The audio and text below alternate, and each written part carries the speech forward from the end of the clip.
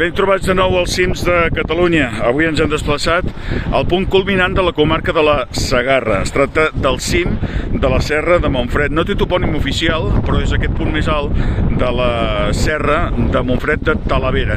Antigament es creia, en un vídeo us ho vàrem explicar, que el cim més alt de la Segarra era aquest d'aquí davant, que era el Turó del Galutxo, però realment es troba totalment rodejat per la Conca de Barberà.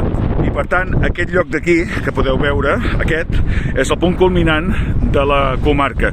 Es troba entre els municipis de Talavera, que sí que forma part de la Segarra, i de Llorac, a la Conca de Barberà. El punt més alt, amb aquests 854 metres, i enmig d'aquest parc eòlic de Montargull.